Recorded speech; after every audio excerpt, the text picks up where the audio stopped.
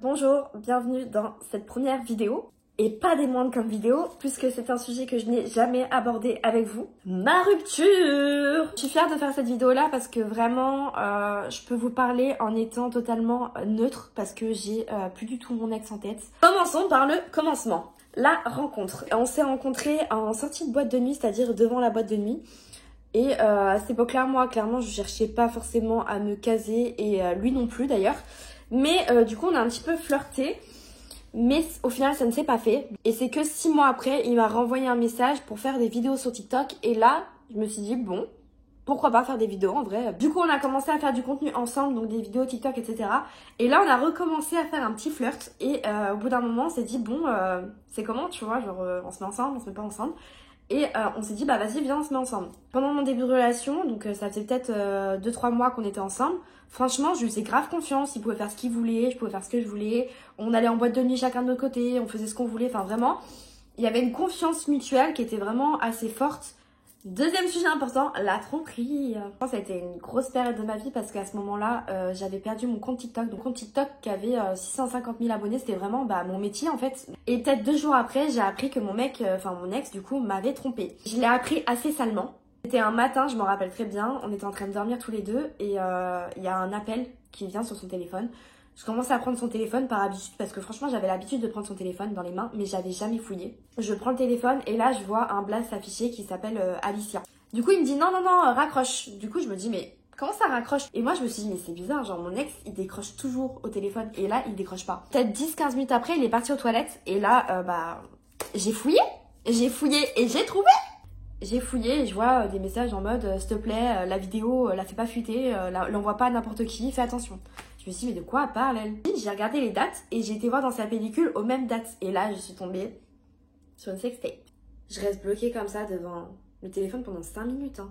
Et là j'entends qu'il arrive, du coup je verrouille le téléphone, je ferme et je laisse à côté. On devait partir sur Paris, donc on devait se préparer pour le rejoindre des potes à lui pour faire des vidéos. Je vais me préparer. Mais je réalisais pas en fait ce qui venait de se passer quoi. Je me suis dit mais attends mais c'est vraiment vrai. On monte dans la voiture et moi je lâche un Scarface. Vraiment je suis comme ça. Pendant genre 10-15 minutes dans la voiture. Et d'un coup il me regarde et me fait mais qu'est-ce qui t'arrive là? Genre il me regarde, je le regarde. Pourquoi tu m'as fait ça? Je dis je l'ai vu ta sextape en fait, je l'ai vu. Et du coup on fait demi-tour et tout et du coup en fait on dit plus rien. Dans la voiture il y a plus un son. Genre il parle pas, je parle pas. Et en fait, on sait très bien ce qui va se passer à ce moment-là, c'est que je vais prendre mes affaires et je vais rentrer chez moi. Il me ramène chez lui et je commence à faire mes affaires. Je commence à faire mes affaires et tu sais, en fait, il y a personne qui parle. Et là, d'un coup, il m'attrape les mains et il me dit « S'il te plaît, Gabi, pardonne-moi, ça recommencera pas. » Et en fait, moi, il faut savoir qu'à ce moment-là, du coup, par rapport à mon compte TikTok et la tromperie, j'étais vraiment anéantie. Genre, je venais de perdre mon mec, je venais de perdre mon métier. Je me suis sentie anéantie. Et à ce moment-là, je pense que j'étais un petit peu égoïste et je me suis dit ok Gabi, pardonne-lui, tu l'aimes, tu le kiffes. D'un côté, t'as plus rien, genre il te reste que lui. Et je lui ai dit, tu me promets, tu recommenceras pas et tout, nan. Il m'a dit non et tout, je recommencerai pas, je vois à quel point ça te fait mal et tout. Jamais je me permettrai de faire ça. Et en fait, quand je lui ai pardonné, je lui ai quand même posé la question, est-ce que t'as fait ça avec d'autres filles? Et lui, en fait, il m'a juré que non, il m'a dit qu'il m'a trompé qu'avec une seule meuf, etc. Retenez bien ça, retenez bien ça. Troisième période de ma vie, l'après-tromperie. Ça a été l'une des meilleures périodes de mon couple, en fait, tout simplement. Parce que il me prouvait des choses, il me prouvait qu'il m'aimait et il faisait beaucoup de choses pour moi. Genre je me rendais compte que je l'avais vraiment pardonné sur la tromperie. Même si ça revenait des fois dans ma tête, je l'avais pardonné. Mon ex il a pas été que mauvais dans ma vie, il m'a vraiment aidé à des périodes où j'étais pas bien dans ma vie.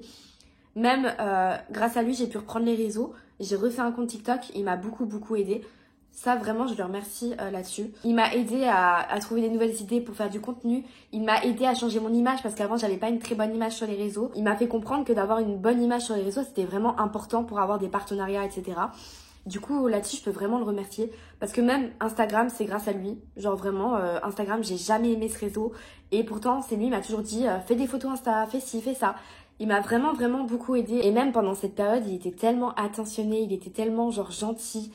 Ça se voyait qu'il essayait de se rattraper au maximum. À ce moment-là, franchement, je pense que c'est là où je l'ai aimé le plus dans toute ma vie, c'est la période de l'après-tromperie. Quatrième période de mon couple, donc c'est celle où je me suis totalement perdue. Ça faisait peut-être 1 an qu'on était ensemble. Cette période, elle était vraiment très dure pour moi parce qu'en fait, j'avais plus de cheveux, j'avais plus de sourcils. et j'avais pris 7 kilos. Je me sentais vraiment hyper moche. Je vous remettrai des photos si j'en retrouve par ici. De ma tête, il y a peut-être 1 an et demi, un truc comme ça. Mon ex a été un double tranchant, c'est-à-dire que des fois il m'aidait, des fois il m'enterrait. En fait, il me faisait sentir belle, mais d'un côté, il me faisait sentir assez grosse quand même.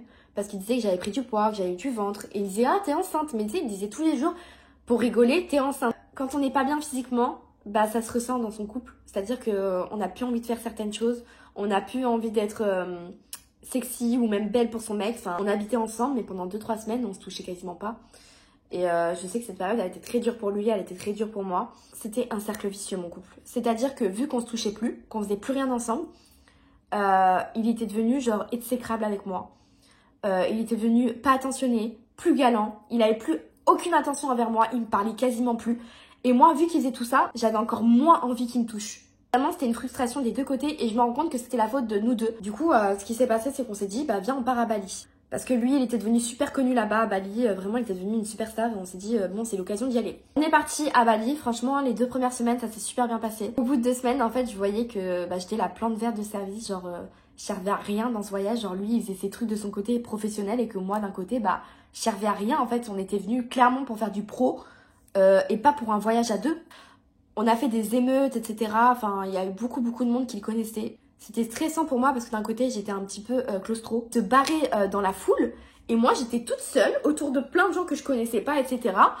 Et lui, il faisait son truc de son côté. Moi, j'étais vraiment la plante verte de service. Même pas, il disait ma meuf, elle est où? Ma meuf, elle fait quoi? Il en avait rien à secouer. Et là, j'ai commencé en fait à reprendre mes habitudes d'avant. C'était vraiment de pas le toucher, de pas lui parler, de pas lui faire de câlins. De base, on devait rester 1 mois à Bali. Je crois qu'on est resté que 3 semaines. En fait, il y a eu un accident. Mon chat, il s'est cassé la patte. Il avait payé le vétérinaire 1500 €. Le fait d'avoir la facture de 1500 € du vétérinaire plus que mon chat qui va pas bien, je me suis dit, c'est mort, je rentre chez moi. Il m'a dit, bah écoute, rentre. Moi, je vais rester tout seul. C'est en mode, en fait, t'es vraiment venu pour le business. En fait, t'en as rien à foutre de ma gueule. C'est vraiment pas un voyage à 2. Et finalement, en fait, il m'a accompagné quand même. Il est rentré avec moi. On est rentré à la maison. Dès qu'on est rentré, lui, il a passé genre 2-3 jours sur sa PlayStation. À plus me calculer du tout. Il y a un truc qui m'a fait tic. Il était dans le salon en train de rien faire. Je l'attrape, je lui dis écoute, viens, on fait des vidéos parce que là, j'ai besoin. Et là, il me regarde, il me fait mais pas du tout, je dois jouer à la PlayStation, j'ai pas que ça à faire. Alors que ça faisait 3 jours qu'il était sur sa PlayStation. Là, je lui dis clairement, je lui dis va jouer à ta Play et tu verras. Il va jouer à la Play, il s'en battait les couilles de ma gueule. Qu'est-ce que j'ai fait? Moi, j'ai débranché l'internet, j'ai tout débranché, l'électricité, j'ai tout débranché. En fait, il commence à péter un plomb tout seul parce que du coup, j'ai débranché l'électricité, ça coupe sa PlayStation. Il remet l'électricité, il va rejouer. Il se dit pas non, il y a un problème, faut que j'aille voir ma meuf, c'est la première fois qu'elle a débranché l'électricité. Il se dit pas ça, non. Je vais dormir. Pendant que lui, il joue pendant 6-7 heures à sa PlayStation. Je vais dormir. Et en fait, le matin, on se réveille et tout. À peu près aux mêmes horaires, on se réveille. Et là, il me dit, Gabi, faut qu'on parle. Et là, je le regarde, je fais, mais mec, pas du tout. En fait, c'était hier qu'il fallait parler. C'est pas aujourd'hui. C'était hier, j'étais énervée. Là, j'ai pas envie de te parler, en fait. Du coup, moi, je commence à me préparer et à me prendre des affaires et à me tailler, en fait. Donc, je vais voir une copine en ville. On va faire les boutiques, etc. Et là, en fait, j'ai un déclic total. Je me suis dit, ça y est, c'est terminé. Genre, il t'apporte plus de négatif que de positif, donc quitte-le. Et je me dis, ça y est, Gabi, c'est le moment. Tu fais tes affaires avant de lui parler, comme ça, c'est sûr, tu reviens pas en arrière. Pendant que je fais mes affaires, il arrive. Il voit que je fais mes affaires. Il dit rien. Il retourne jouer à la Play. Ça me réconfortait dans le fait que je devais le quitter et que ça devait se finir. 10-15 minutes après que j'ai fini de faire mes affaires, je vais le voir dans sa chambre et je lui dis, écoute, faut qu'on parle. Donc, dès que t'as 1 minute, tu viens me voir et je te parle. Il me dit, écoute, je finis ma game et j'arrive. Ok, pas de problème. Ça a été vraiment dur parce que de prendre le choix de quitter une personne, c'est vraiment très dur. Vraiment. Surtout qu'une personne que t'aimes, qu'une personne qui compte pour toi, c'est très très dur. 5 minutes, il vient me voir dans la chambre et tout, il se pose à côté de moi. Et à ce moment-là, franchement, je baisse ma tête, je le regarde même pas dans les yeux parce que j'ose même pas le regarder dans les yeux. Je pense que c'est mieux qu'on arrête parce que clairement, je vais pas bien dans ce couple. Tu fais pas attention à moi. Et en fait, à ce moment-là, il se décompose, genre... Et en fait, à ce moment-là, il se décompose. Parce que de base, il avait un grand sourire. Et là, il se décompose d'un coup. Et il me dit, écoute, je pense que t'as raison. Je pense que c'est mieux qu'on arrête. Parce que clairement, moi non plus, je peux plus. C'est pas vivable, notre couple, etc. On se prend tout le temps la tête. Tous les jours, on se prend la tête. Donc, je comprends. Et il faut savoir qu'à ce moment-là, on venait d'acheter des meubles. Il commence directement à me dire, bah, si tu veux, tu prendras les meubles. Si tu veux, tu prendras ci, si tu veux, tu prendras... En fait, il essaye même pas de me retenir, il essaye même pas d'arranger les choses. Et là, c'est là que je me suis dit, mais... En fait, j'avais envie de le quitter, mais j'avais pas vraiment envie de le quitter. Genre, je me suis dit, en fait, ça va lui faire une électrochoc et tout, mais en fait, pas du tout. Cinquième période, la rupture. La période de rupture, elle s'est faite en 2 phases. C'est-à-dire qu'il y a eu les semaines où j'étais libre, je me sentais libre, c'est-à-dire que je suis partie en vacances avec mes copines en étant contente de m'être libérée de cette relation. Alors que lui, par exemple, il était vraiment dans le mal total. Il sortait même pas, il allait même pas voir ses amis, etc. Donc lui, c'était vraiment très dur cette période pour lui, j'en suis quasiment sûre. Et moi, c'était un soulagement pendant 2 semaines, jusqu'à ce que je reçois un message d'une certaine fille. Ma belle, t'as trop bien fait de le quitter parce que ton mec, il t'a trompé avec telle personne. Grave des preuves comme quoi il m'a trompé pendant ma relation. Il n'a jamais dit toute la vérité. En fait, pendant les 3 premiers mois qu'on était ensemble, mon ex, je pense qu'il m'a trompé minimum 2 fois. Je retombe en fait totalement à terre parce que je me dis en fait il s'est foutu de ma gueule. C'est que la meuf avec qui il m'a trompé, il m'a fait passer une soirée avec elle dans un 20 mètres carrés où on était 6, un bifort, que la meuf avec qui il m'a trompé, elle savait qu'il m'avait trompé avec elle. Elle était là dans la même pièce que moi, elle m'a dit bonjour, lui savait qu'il m'avait trompé avec elle. Ses potes autour savaient qu'il m'avait trompé avec elle, mais moi je savais pas c'était qui la meuf. Donc la meuf, en fait, elle s'est amusée à me filmer avec mon mec en disant « Oh, regardez cette bouffonne, j'ai couché avec son mec. » Et quand j'ai appris ça, mais les gars, oh, mais ma fierté, elle en a pris un coup. Et là, bah, j'ai craqué. Là, j'ai craqué. Il y a eu cette fameuse vidéo où je suis tombée en larmes. La vidéo qui a fait 3 millions de vues où j'explique que mon ex m'a trompée, qu'il a fait des sextapes, etc., etc. Je m'en veux énormément d'avoir craqué parce que ça me ressemble tellement pas d'avoir craqué sur des moments de phase comme ça. Là, mon ex, en fait, il coupe tout contact avec moi. C'est-à-dire que vraiment, il me bloque de partout. Il veut plus me parler. Il veut plus m'envoyer de message parce qu'en fait, il l'a affiché sur les réseaux. À ce moment-là, en fait, je l'ai affiché parce que j'avais la haine de lui, mais je l'aimais toujours. J'avais la haine qu'il me répondait plus, j'avais la haine que la vidéo allait percer, j'avais la haine d'avoir fait la vidéo. De base, c'était pas ce que je voulais faire et en fait, c'était mes émotions qui ont pris le dessus. Mais moi, à ce moment-là, je m'en voulais tellement que les gars, j'ai couru après mon ex. Mais quand j'ai couru après mon ex, j'ai foncé dedans carrément. Je l'harcelais de messages, je l'appelais. Je le suppliais de pas coucher avec d'autres meufs, je le suppliais de rien faire, s'il te plaît, je t'aime encore. Vraiment, je faisais tout pour le récupérer alors que je venais de l'afficher sur les réseaux. Au bout d'un certain temps, donc ça faisait peut-être 1 mois et demi qu'on n'était plus ensemble, on se reparlait, etc. Et moi, je voulais encore le récupérer. Et en fait, on s'est revus. Alors, je savais qu'il avait couché avec d'autres filles pendant les 1 mois et demi, je le savais très bien. Mais il m'a juré qu'il avait couché avec personne dans notre appartement parce que c'était notre appartement, il y avait encore mes affaires dedans, etc. Du coup, j'étais avec lui à ce moment-là, il y a son téléphone qui sonne. Et en fait, je vois que c'est une meuf. Donc je me dis, oh, bizarre encore. Et là, je tombe sur des messages en mode, oui, la prochaine fois, tu viendras chez moi. On fera l'amour, ce sera mieux que dans ton lit. Je me dis, mec, tu te fous de ma gueule, genre. Tu te fous de ma gueule, en fait, mec. T'es là, tu me jures qu'il y a personne qui est venue dans ce lit, dans notre lit, genre. Notre lit qu'on a payé à 2. Et là, il me dit, ouais, je suis désolée et tout. C'est vrai, il y a une meuf qui est venue ici, nan. Même il y a plusieurs meufs qui sont venues ici. Je suis désolée. Je rentre dans une crise d'angoisse, mais une crise d'angoisse. Je commence à hurler.